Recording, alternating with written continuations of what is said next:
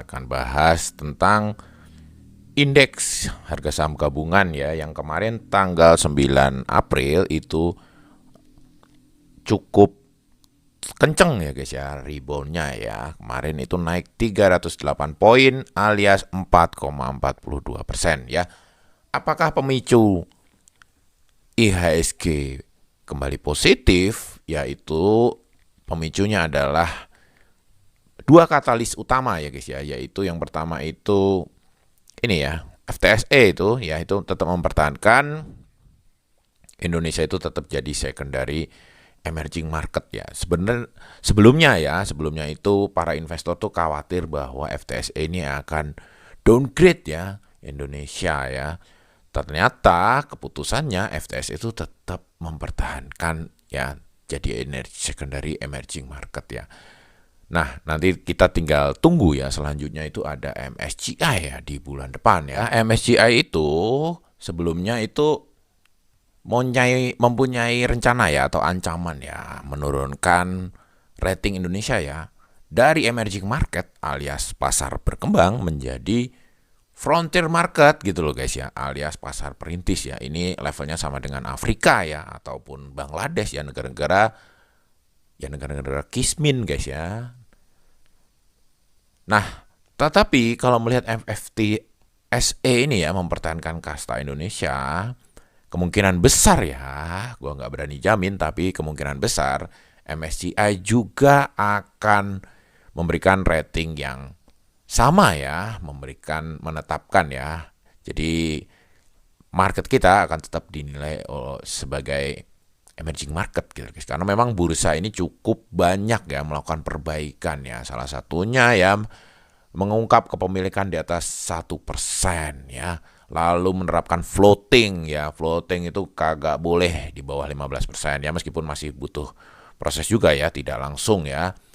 Butuh dikasih waktu beberapa waktu ya, kalau nggak salah 2 tahun ya untuk saham-saham yang masih di bawah 15% untuk segera memperbaiki diri gitu loh ya.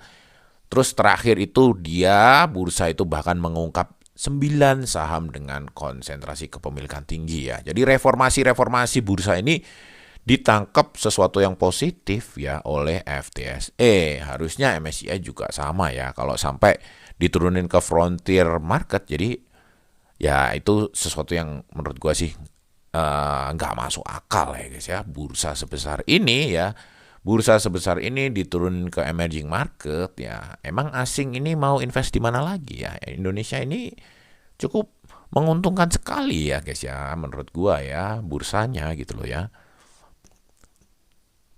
Nah, selain ini guys, selain FTSE ya yang mempertahankan kasta Indonesia, ini juga ada gencatan senjata ini loh guys ya, senjata selama 2 minggu ya.